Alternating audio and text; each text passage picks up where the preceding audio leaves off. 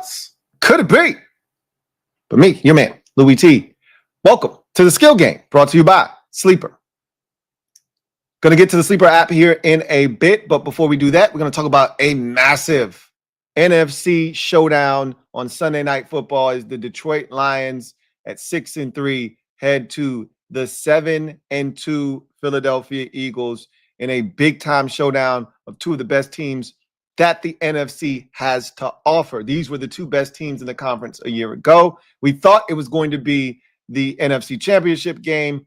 The Commanders had other ideas, but these two teams continue to be the model and the standard for NFC teams. And so this is a big matchup, one that we've had circled on the calendar for quite some time. And this is a big stage on Sunday Night Football for these two to be doing battle. There is a significant injury in this game, as the Lions just put Sam Laporta, their big-time Pro Bowl tight end, on injured reserve. He's going to miss the next 4 games, including this massive showdown. It seems like every time the Eagles play in one of these games, they get some sort of break from an injury standpoint. But before we do that, I just had a stream not even 10 minutes ago, and I had some comments that I failed to read, which is that's my bad. So we're going to take a look at these real quick. And the first one is from Commander Wow. Thank you for being a member of the MOBB, been a member for a month, who writes, "Hey Lou, repping from Spain. I have the feels we are going to get the dub." Shout out to my girl, Commander Wow. Look, so you bought the tickets. You made the trip. I'm looking for a report from you on my desk at 0800 hours by Wednesday. Okay, as to how the trip was, the vibe. The team had posted some videos of some of the rallies that they've done in Spain. I would love to know what the environment was like. How was Spain? How did it treat you? Was that your first time? If it was, what did you think? What were some of the events that the team had and hosted that you went to? What'd you think? Were there a lot of people there?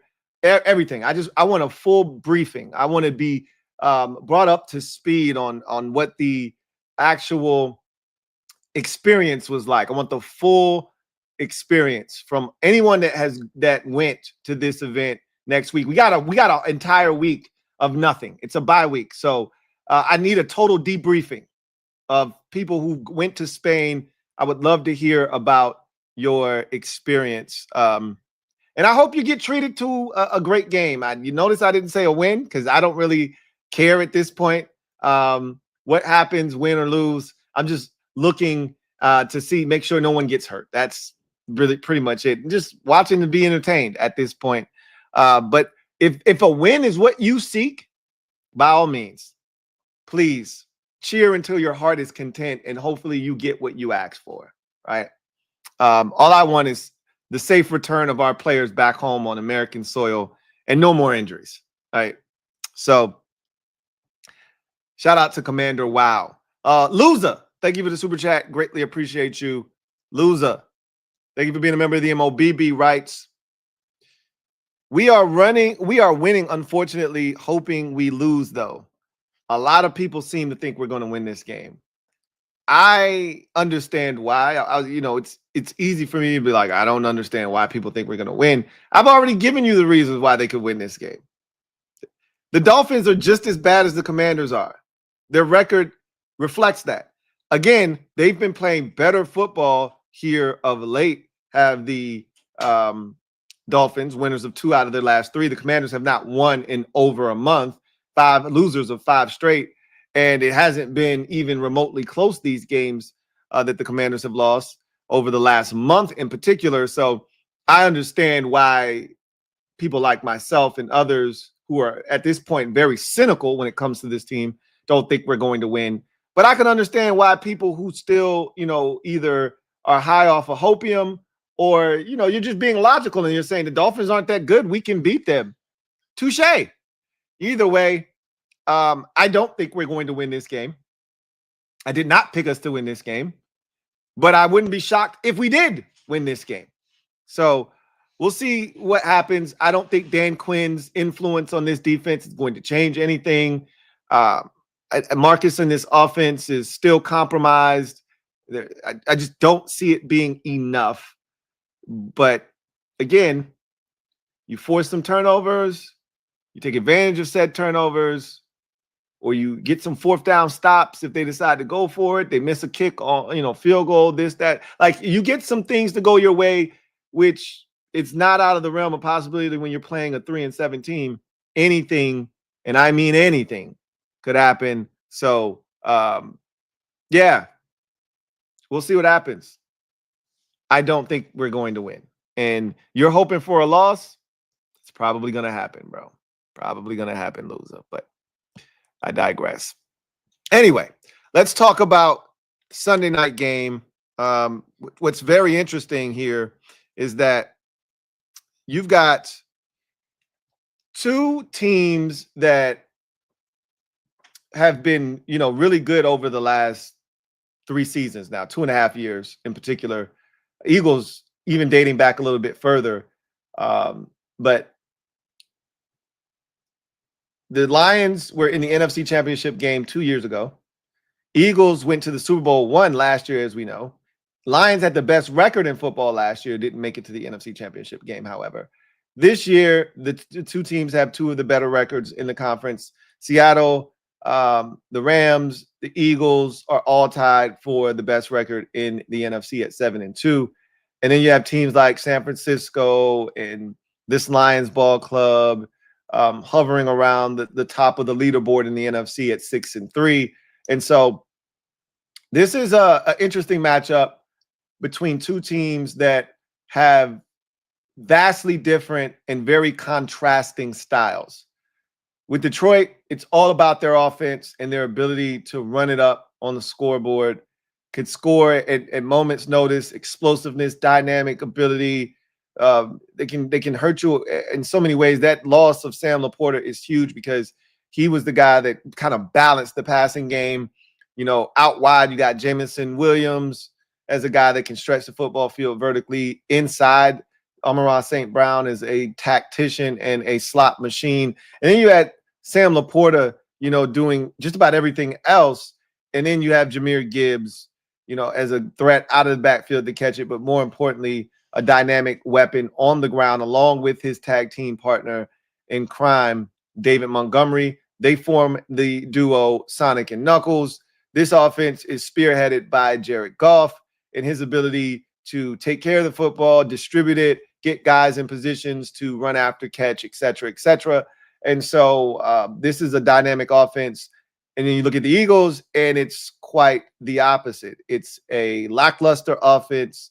They do just enough to win on a weekly basis. Last week, they won 10-7. I don't know if you guys saw the article that came out today, but there was an article in Bleacher Report. And again, it's Bleacher Report, so take it with a grain of salt. But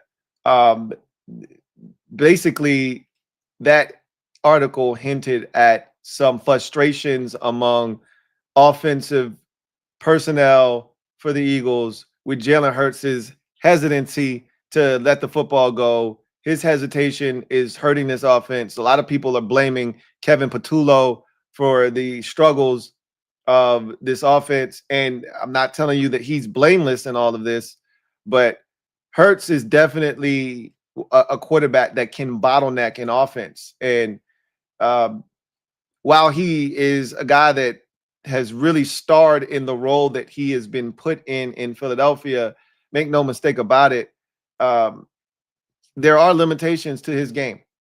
And so I think that is the frustration with A.J. Brown.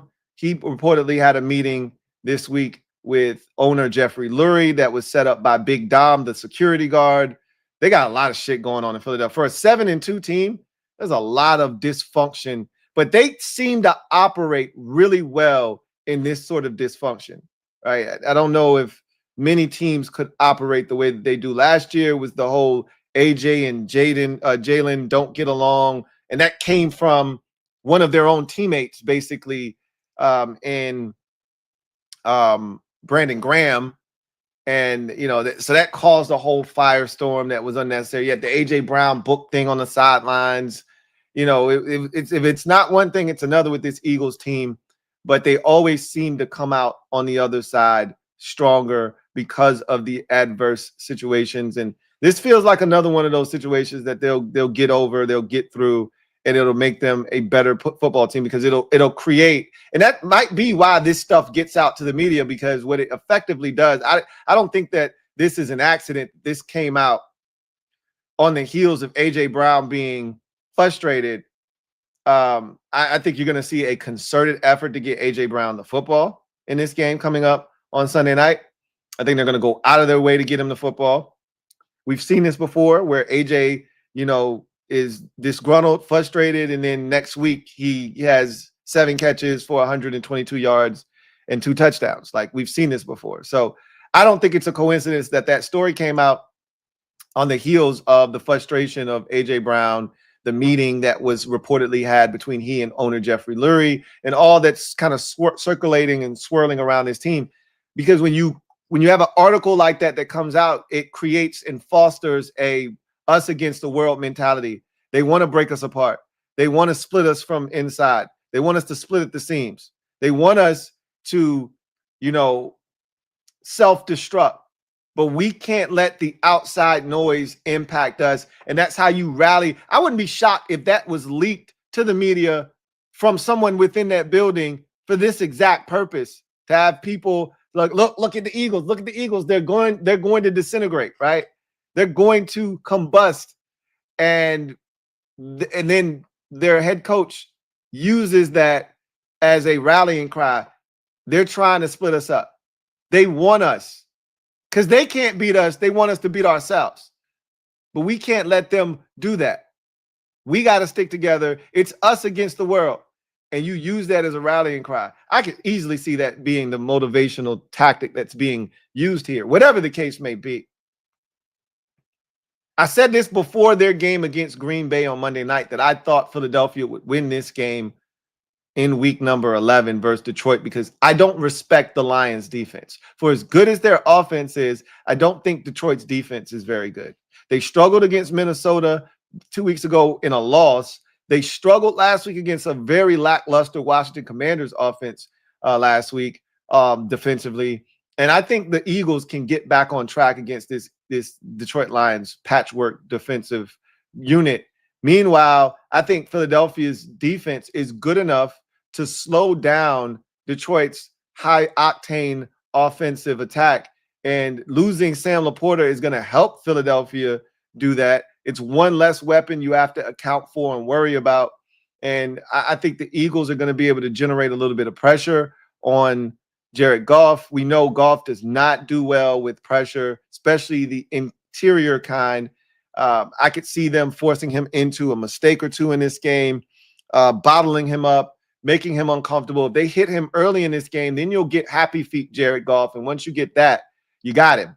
So I just think when it's all said and done, the Eagles will find a way to win this game. They rarely lose on primetime at home. I think the last time they lost on primetime at home was week 2 last year against Kirk Cousins in that come from behind game, where if Saquon Barkley just catches the football, they ice that game and win.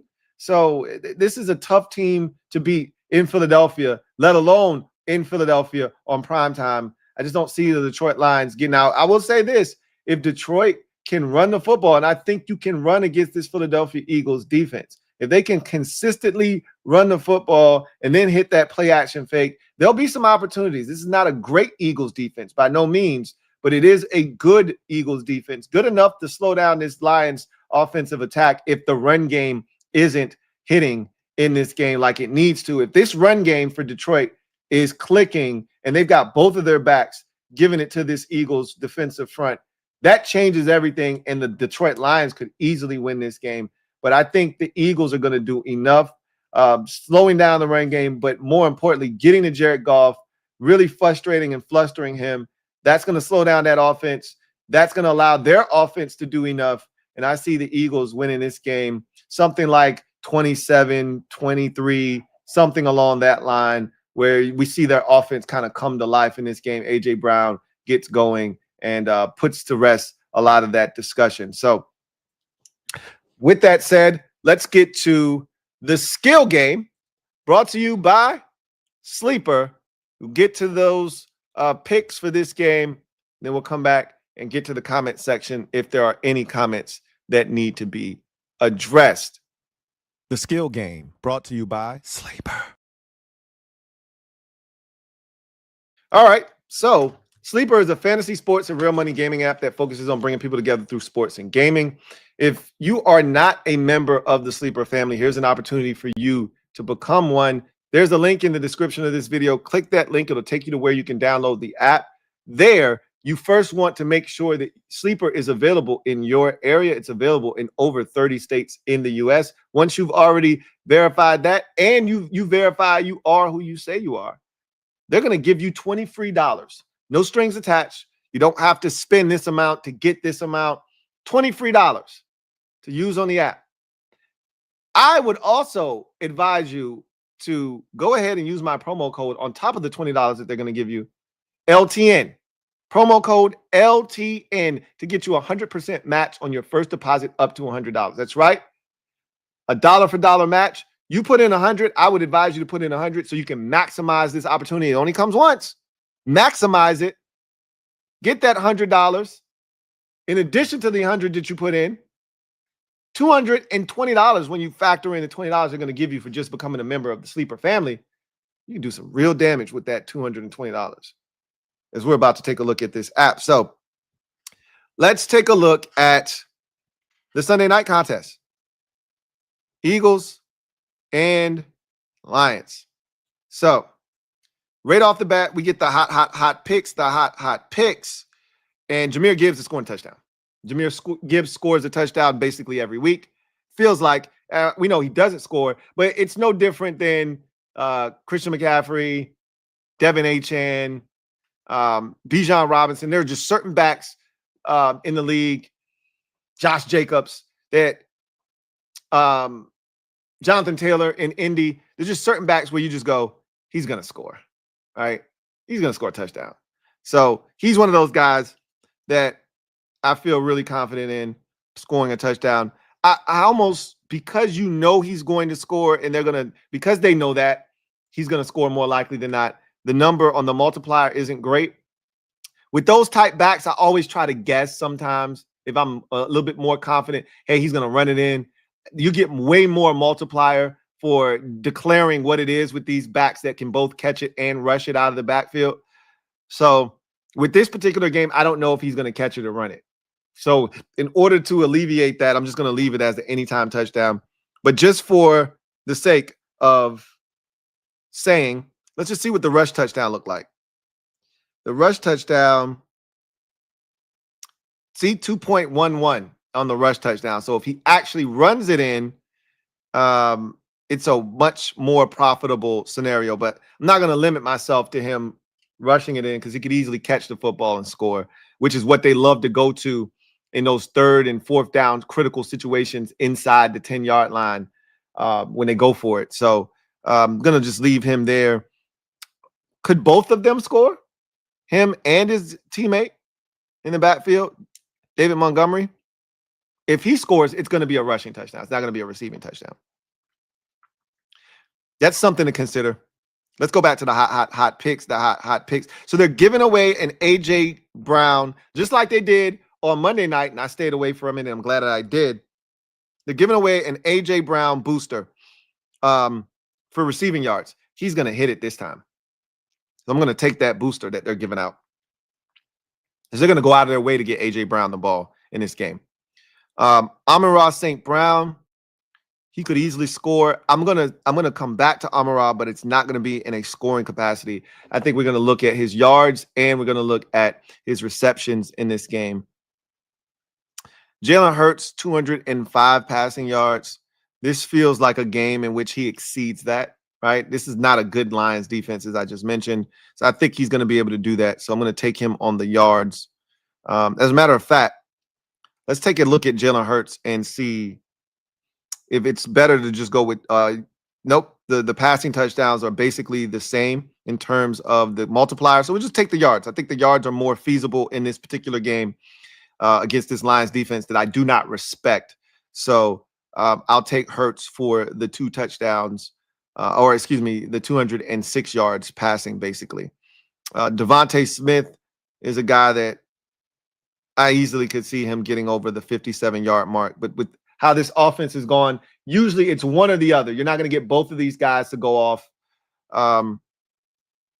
It's usually one or the other. We're going to, again, I'm going to check it on the receptions because I may come back to Devontae and his yards in this game. I may come back. So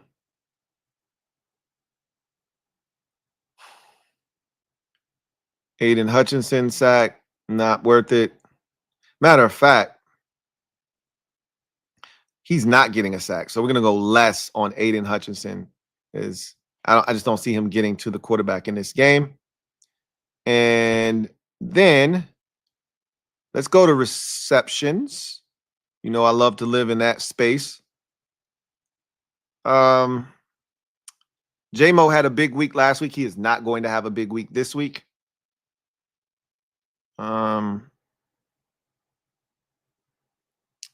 4.5 receptions or 57 yards. So 5 catches or 57 yards.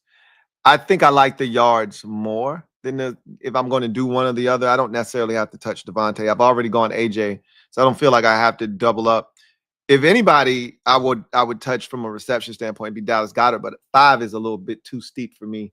I would have preferred that number to be 3.5 to get it down to 4. What's his yards look like? 37. I'll take the 37.5 yards receiving for him, though. I'll gladly take that.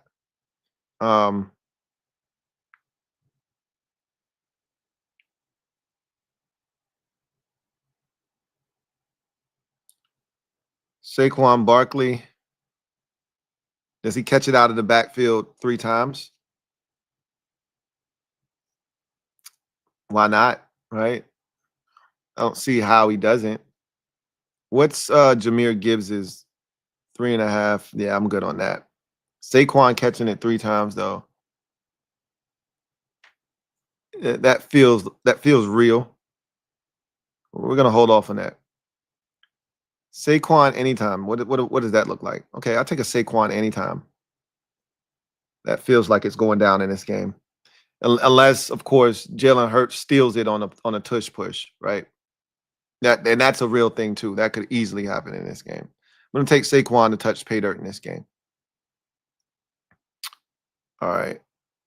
We're gonna just check a couple of other. Let's go to these kick points real quick. I don't want the points. I want the extra points. Both of these teams. So the Lions scoring 3 touchdowns. Is that happening? That took away. So we're going to stay away from that because that's subtracting from our multiplier, which makes absolutely no sense. Longest completion, 36 yards. I'm going to stay away from that. Longest reception.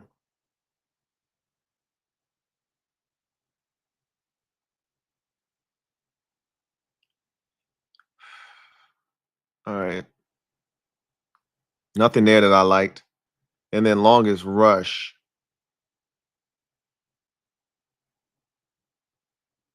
I could easily see both Jahmyr and Saquon breaking off, snapping off some big runs in this game. Again, I don't love either one of these teams' run defenses.